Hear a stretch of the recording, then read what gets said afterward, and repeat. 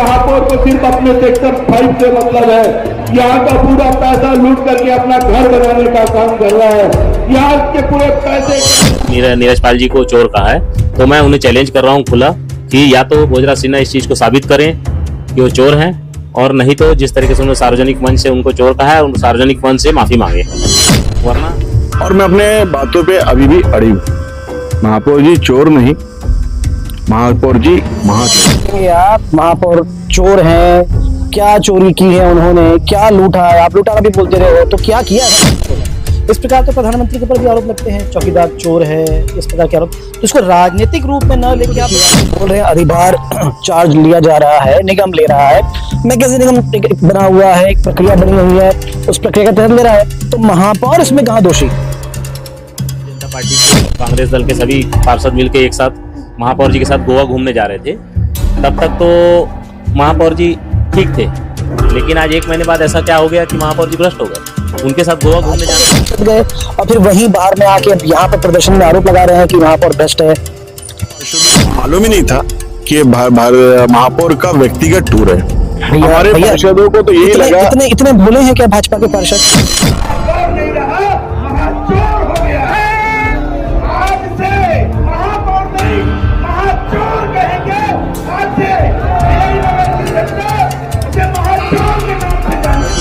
मैं जेल जाने के लिए तैयार हूँ। मैं बैठा हुआ हूँ, नगर निगम में हूँ या मेरा घर जस्ट सामने में ही है। और जिस दिन चाहेंगे, अगर भिलाई की जनता के हित के लिए अगर आवाज उठाना अपराध है, तो ये अपराध में निरंतर करते आऊंगा। शुभेंद्र, आप देख रहे हैं 10 की खबर। 4 मई को भिलाई में एक बड़ी घटना हुई। घटना ये थी कि भारतीय जनता पार्टी के पार्षदों ने निगम के भ्रष्टाचार और महापौर के कथित भ्रष्टाचार को लेकर एक जंगी प्रदर्शन किया। अब यही जंगी प्रदर्शन भाजपा के लिए कुछ आफत जैसा लग रहा है। एक बड़ी बात तो सामने में ये आई कि जो प्रदर्शन उन्होंने किया था उसकी प्रशासनिक अनुमति उन्होंने नहीं ली थी। और दूसरा एक बड़ा विषय ये निकल कर सामने में आ रहा है कि कांग्रेस के वरिष्ठ नेता, पार्षद और जोन 4 के अध्यक्ष भूपेंद्र यादव इस बात का आरोप लगा रहे हैं कि जो बात भोजराज सिन्हा ने कही है, महापौर चोर है, या तो वो सिद्ध करें या फिर उसके लिए माफी मांगे। FIR भी दर्ज हो गई है और क्या क्या आगे होने वाला है, हमारे साथ में खुद भूपेंद्र यादव जी हैं। समझते हैं क्या बातें वो कहना चाह रहे हैं और किस प्रकार के वो आरोप लगा रहे हैं। जी भूपेंद्र जी, बड़े आरोप आपने लगाए हैं, क्या है सारा विषय? देखिए, जो 4 तारीख को एक चुनावी स्टंट किया गया भारतीय जनता पार्टी के द्वारा, मैं उसको घिराव नहीं और जंगी प्रदर्शन नहीं कहूँगा, चुनावी स्टंट कहूँगा, क्योंकि चुनावी वर्ष है और इन लोगों को लग रहा है कि हम इस तरीके का प्रदर्शन करके लोगों को बेवकूफ़ बना देंगे। तो भिलाई की जनता बहुत ही समझदार और जानकार है। सभी लोगों को ये समझ में आ रहा है कि ये जो चुनावी स्टंट इन लोगों ने किया है, इससे कुछ होने जाने वाला नहीं है। रही बात भोजराज सिन्हा की, जिन्होंने हमारे महापौर आदरणीय नीरज पाल जी को चोर कहा है, तो मैं उन्हें चैलेंज कर रहा हूँ खुला कि या तो भोजराज सिन्हा इस चीज़ को साबित करें कि वो चोर हैं, और नहीं तो जिस तरीके से उन्होंने सार्वजनिक मंच से उनको चोर कहा है, उन सार्वजनिक मंच से माफी मांगे, वरना आगे चल के और उग्र आंदोलन होगा। हमने कल खुर्शीपार थाने में TI साहब को आवेदन किया है और उस पर कड़ी से कड़ी कार्रवाई करने की मांग की है ना। जैसा कि ये लोग आरोप लगा रहे हैं कि महापौर भ्रष्टाचार किया, तब ये 1 महीना पहले की बात है, ज़्यादा पुरानी बात नहीं है। 1 महीना पहले ही जब भारतीय जनता पार्टी के और कांग्रेस दल के सभी पार्षद मिलकर एक साथ महापौर जी के साथ गोवा घूमने जा रहे थे, तब तक तो महापौर जी ठीक थे, लेकिन आज 1 महीने बाद ऐसा क्या हो गया कि महापौर जी भ्रष्ट हो गए। उनके साथ गोवा घूमने जाना है, आपको मजा मारना है, तब तक महापौर ईमानदार है, और जैसे ही चुनाव का सामने दिखता है, चुनाव आ रहा है, तो महापौर बेईमान हो जाते हैं। 1 दिन पहले तक कमिश्नर के ऊपर आरोप लगाते थे। पूरी सामान्य सभा में आप लोगों ने देखा, वहाँ प्रिंट मीडिया, इलेक्ट्रॉनिक मीडिया सभी मौजूद थे, सभी के सामने खुद भारतीय जनता पार्टी के पार्षदों के द्वारा एक प्रस्ताव लाया गया जो कि कमिश्नर आयुक्त के खिलाफ था, उनको हटाने का प्रस्ताव पारित किया गया। उसमें हम सभी ने उनका सहयोग किया और पूर्ण बहुमत से उस प्रस्ताव को पारित किया। उस समय तक महापौर ठीक थे, लेकिन आज महापौर भ्रष्टाचारी हो जाते। ये बहुत ही निंदनीय है और हम इसका आगे भी चल के विरोध करेंगे। अगर भोजराज सिन्हा माफी नहीं मांगते तो आगे और बड़ा विरोध किया जाएगा। अच्छा, जो आरोप लगाए हैं, भोजराज सिन्हा ने कहा है महापौर चोर, इस प्रकार के प्रधानमंत्री के ऊपर भी आरोप लगते हैं, चौकीदार चोर है, इस प्रकार के आरोप। इसको राजनीतिक रूप में न लेके आप लोग इस प्रकार क्यों ले रहे हैं? देखिए, चौकीदार चोर किसी के ऊपर पर्सनल टिप्पणी नहीं होती, आप समझिए, लेकिन आप डायरेक्ट महापौर का नाम लेके बोल रहे हैं तो ये पर्सनल टिप्पणी। आप उनके भ्रष्टाचारी बोले, ये राजनीतिक भाषा है, लेकिन चोर बोलना ये पर्सनल होता है। आप किसी के ऊपर पर्सनल किसी की छवि खराब करने के लिए किसी को इस तरह से अपमानित नहीं कर सकते, और इसका कोई भी कानून में इसका कहीं पे भी ऐसा छूट नहीं है कि आप किसी को पर्सनल चोर कहें। यानी आप डायरेक्ट चैलेंज कर रहे हैं नेता प्रतिपक्ष भोजराज सिन्हा को, वो आरोप को सिद्ध करें। जी बिल्कुल, मैं खुला चैलेंज करता हूँ भोजराज सिन्हा को, और एक उनके नेता भी आए थे कोई पाणिग्राही, उन्होंने भी कहा है। मैं दोनों लोगों को चैलेंज करता हूँ कि वो लोग इस चीज को सिद्ध करें, और अगर सिद्ध नहीं करते हैं तो सार्वजनिक मंच से माफी मांगे, अन्यथा आगे और बड़ा कदम उठाया जाएगा और इसको उग्र आंदोलन में भी बदला जाएगा। तो ये भूपेंद्र यादव जी हैं जो चैलेंज कर रहे हैं भोजराज सिन्हा नेता प्रतिपक्ष को कि वो सिद्ध करें कि जो आरोप उन्होंने लगाए हैं महापौर चोर है, क्या वाकई में महापौर ने कोई भ्रष्टाचार किया है। तो आइए बात करते हैं भोजराज सिन्हा से, जो बातें उन्होंने कही है महापौर चोर हैं, तो क्या वो इसको सिद्ध कर पाते हैं। तो हमारे साथ में नेता प्रतिपक्ष भोजराज सिन्हा है, जिनके ऊपर आरोप लगे हैं। आरोप ये है, जैसा अभी आपने बताया, इन्होंने कहा है महापौर चोर है। तो भैया आपको भी शायद जानकारी हो गई होगी, जोन 4 के अध्यक्ष हैं, वरिष्ठ पार्षद है, वरिष्ठ नेता हैं भूपेंद्र यादव। उन्होंने कहा है कि आपने महापौर को चोर क्यों कहा, या तो आप माफी मांगो या सिद्ध करो कि महापौर चोर है। अब आप क्या कहेंगे। जी निश्चित, माफी वाली तो कोई बात ही नहीं है, क्योंकि इस शहर के अंदर में सम्माननीय पार्षद भाई भूपेंद्र यादव जी और उनकी कुछ पार्षद साथियों के साथ में जो प्राप्त जानकारी मिली है कि वो खुर्सीपार थाने में मेरे खिलाफ में एक शिकायत पत्र दिए हैं कि मैंने कहा कि महापौर चोर है, और मैं अपने बातों पे अभी भी अड़ी हूँ। महापौर जी चोर नहीं, महापौर जी महाचोर है। तो कैसे साबित करेंगे आप महापौर चोर हैं, क्या चोरी की है उन्होंने, क्या लूटा है। आप लूटा भी बोलते रहे हो, तो क्या किया ऐसा महापौर ने। देखिए, इस शहर के अंदर में जनवरी 2022 से निरंतर माननीय महापौर जी के नेतृत्व में नगर निगम का संचालन हो रहा है। महापौर जी सेक्टर 5 के पार्षद हैं, वो महापौर का चुनाव डायरेक्ट नहीं लड़े हैं, हम सबके साथ में हमारे सम्मानीय पार्षद हैं, और बहुमत के आधार पे उनको महापौर बनाया गया। बहुमत के आधार पे महापौर बनाया गया, तो सबसे ज्यादा बहुमत उनको वार्ड नंबर 1 से लेकर वार्ड नंबर 51 तक का बहुमत उनको बहुत मिला है होगा। इस शहर के अंदर में आप स्वयं मीडिया के साथी सामान्य सभा के साक्षी हैं, आपने देखा होगा कि हर बार विपक्ष के पार्षद भिलाई के हित में पूरे दस्तावेज के साथ में खड़े रहते हैं, और शहर के महापौर जी बिना जवाब दिए, बिना तलब किए, वो अपने स्तर पे अपनी कार्रवाई बहुमत के आधार पे आधे घंटे के अंदर, 1 घंटे के अंदर सामान्य सभा पास करके खत्म कर देते हैं। मैं आपके चैनल के मार्फत से बताना चाहता हूं कि चोर का मतलब क्या होता है। इस शहर की पूरी जिम्मेदारी महापौर की है। महापौर जी यहाँ के मुख्यमंत्री भी है, महापौर यहाँ के प्रधानमंत्री भी है, और महापौर जी स्वयं महापौर भी है। यहाँ कानून जो है नगर निगम अधिनियम 1956 लागू होगा, और उस 1956 में पूरा अधिकार जो है महापौर जी को और महापौर परिषद को है। जैसा वो पास करेंगे वैसा यहाँ के अधिकारी काम करेंगे। आपको बताना चाहता हूं, इस शहर में संपत्ति कर के आधार पे इस शहर के देवतुल्य जनता जो लगभग 1,03,000 या 4,000 के लमसम की संपत्ति कर आईडी में निवासरत हैं और व्यापार कर रहे हैं। आपको बताना चाहता हूं कि 35,000, 30,000, 35,000 के लमसम के संपत्ति कर दाता हर साल समय पर टैक्स पटाते हैं। बाकी जो 70% लोग हैं, 75% लोग हैं, चूंकि यहाँ बहुत बड़ा भिलाई के में स्टील का प्लांट है, तो ज्यादातर लोग यहाँ मजदूरी करके अपना जीवन यापन करते हैं और अपना एक छोटा सा आशियाना बना के रखे हैं। 65,000 से 70,000 परिवार जो संपत्ति का समय पे नहीं पटा पाते हैं। तो इस शहर सरकार के द्वारा पूरे छत्तीसगढ़ में नहीं, पूरे भारतवर्ष में सबसे ज्यादा अधिभार 18% का अधिभार भारतीय रिजर्व बैंक के ब्याज से भी डबल, भारतीय रिजर्व बैंक जो है उसके ब्याज से भी डबल हमारे यहाँ अधिभार लग जाता है। तो ये तो देखिए, आप जो बोल रहे हैं अधिभार चार्ज लिया जा रहा है, निगम ले रहा है, मैं कैसे निगम बना हुआ है, एक प्रक्रिया बनी हुई है, उस प्रक्रिया के तहत ले रहा है, तो महापौर इसमें कहाँ दोषी। अभी आपको बताना चाहता हूँ महापौर जी दोषी का है। महापौर जी अगर यहाँ पे गड्ढा भी है ना तो उसके दोषी है। इस शहर के अंदर में कहीं अवैध कब्जा हो रहा है ना तो महापौर जी दोषी। तो आपका कहना यह है कि महापौर चाहते इसको ठीक कर सकते थे, नहीं किया। देखिए, आप 18% टैक्स ले रहे हो, आप उसके साथ साथ में पैनल चार्ज भी ले रहे हो, जो पूरे छत्तीसगढ़ में कहीं नहीं है, किसी नगर निगम में नहीं है। तो वो तो निगम के फंड में जा रहा है ना, महापौर के फंड में कहाँ जा रहा है? नगर निगम के फंड में जा रहा है, इसका मतलब शहर को लूट करके नगर निगम के फंड में डाल दो और शहर को भ्रष्टाचार करने दो, शहर के महापौर को भ्रष्टाचार करने दो।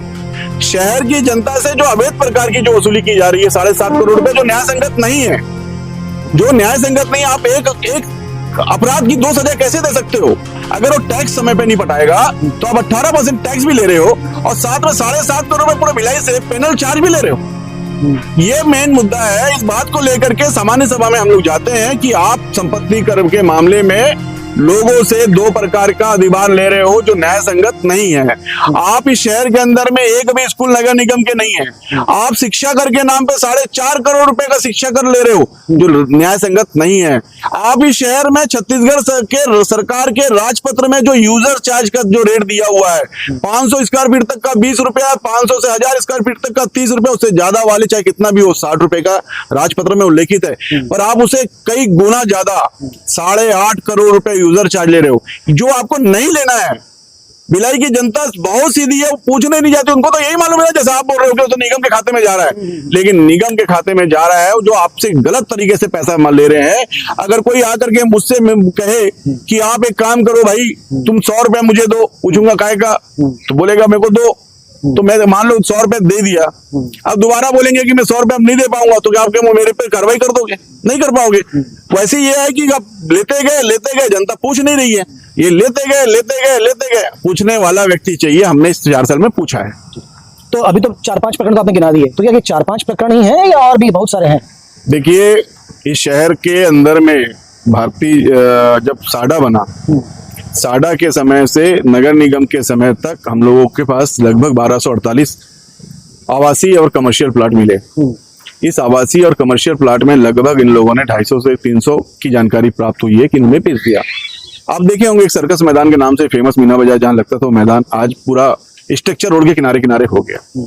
आज आपने पूरे शहर की प्रॉपर्टी को बेच दिया, उसका हिसाब आपके पास नहीं है।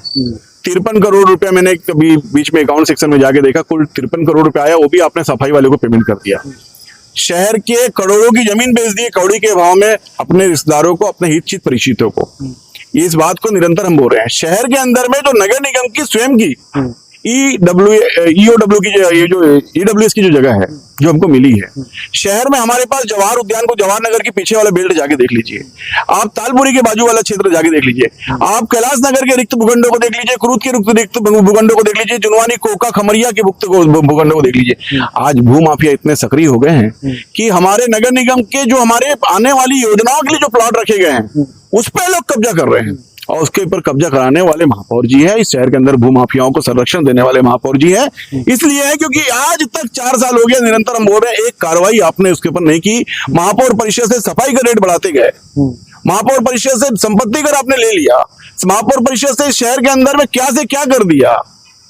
डामरीकरण विभिन्न क्षेत्रों में, पेवर ब्लॉक विभिन्न क्षेत्रों में, वर्टिकल गार्डन विभिन्न क्षेत्रों में, वृक्षारोपण विभिन्न क्षेत्रों में, तारा मंडल 2 करोड़, फाइल चोरी 2 करोड़ की, तारा चोरी 2 करोड़ रुपए का। अब हम इस चीज को निरंतर बोलने के बाद भी जिस जनता ने हमको चुनाव जीत करके भेजा है, हम उस जनता को बताने जा रहे हैं कि भाई आपके वार्ड में, हमारे वार्ड में, मेरे वार्ड में लगभग 2700 मकान है। उस 2700 मकान से पर ईयर लाखों रुपए की अतिरिक्त राशि वसूली जाती है, तो हमारी जिम्मेदारी पे बनती है। और भूपेंद्र भाई हमारे सम्मानीय पार्षद हैं, मैं वो क्या उनकी जनता उनसे नहीं पूछेगी कि भोजराज जो बोल रहा है शहर की हमारे टैक्स के बारे में बोल रहा है, क्या बाकी पार्षदों से नहीं पूछेंगे क्या जो साथ में गए थे कि अगर पैनल चार्ज लेने का नियम है क्या, बाकी नगर निगम लेते हैं क्या? 18% अधिभार कहीं और है क्या? शिक्षा कर हम आपके क्षेत्र में स्कूल नहीं है, शिक्षा कर अवैध वसूली हो रही है तो गलत है क्या? कचरे से खाद के नाम पे आप पेमेंट कर दे रहे हो नगर निगम के मद का, नगर निगम के कर्मचारियों का नहीं, उसके लिए उठा रहे तो गलत है क्या? विभिन्न क्षेत्रों में डामरीकरण। आज भूपेंद्र भाई स्वयं विकास कार्य के लिए तरस रहे हैं, जो खुद जोन के अध्यक्ष हैं। आज वहां के जगदीश भाई पर विकास के लिए तरस रहे हैं, वहां के अन्य पार्षद विकास के लिए तरस रहे हैं, कांग्रेस के अपने पार्षद तरस रहे हैं विकास के लिए कि उनके क्षेत्र में पूरे 4 साल तक उनकी राज्य में सरकार रही और केंद्र में नगर निगम में सरकार रही, उसके बाद भी ये सब और सब दिखावटी है। मैं तो बोल रहा हूँ मैं जेल जाने के लिए तैयार हूँ, मैं बैठा हुआ हूँ, नगर निगम में हूँ या मेरा घर जस्ट सामने में ही है। आप जिस दिन चाहेंगे, अगर भिलाई की जनता के हित के लिए अगर आवाज उठाना अपराध है तो ये अपराध में निरंतर और एक आरोप और लगाया है भूपेंद्र यादव ने। उनका कहना यह है कि जब अभी महीना भर पहले 20 दिन पहले सारे पार्षद भी नहीं कह सकते, 11 से 12 पार्षद महापौर के साथ गोवा के ट्रिप पर गए थे, तब क्या महापौर ईमानदार थे? बात आई, जब धरना प्रदर्शन की बात आई तब महापौर चोर हो गए। तो भाई आखिर क्यों गए वो सारे पार्षद महापौर के साथ अगर वो बेईमान है? देखिए, ये जो गोवा टूर है, पहले इन लोगों ने गोवा टूर को फेयरवेल जो भी बोले, क्या क्या बोले पता नहीं, वही फेयरवेल बोले, और उस फेयरवेल के आड़ में यहाँ के नगर निगम के प्रत्येक अधिकारी को प्रताड़ित करके, जिस तरह से शहर के अधिकारी को प्रताड़ित करके और शहर के लोगों से, स्वयं महापौर जी ने कहा है कि हमने लोगों से चंदा लिया है, शहर के लोगों से चंदा लेकर के गोवा गए हैं। और गोवा में जाकर के इन लोगों ने बड़े बड़े मंदिर होंगे, मदिरा मंदिर होंगे, चांसलर होंगे, बहुत अच्छे अच्छे अड्डे होंगे, वहां पे इन्होंने आराधना की होगी।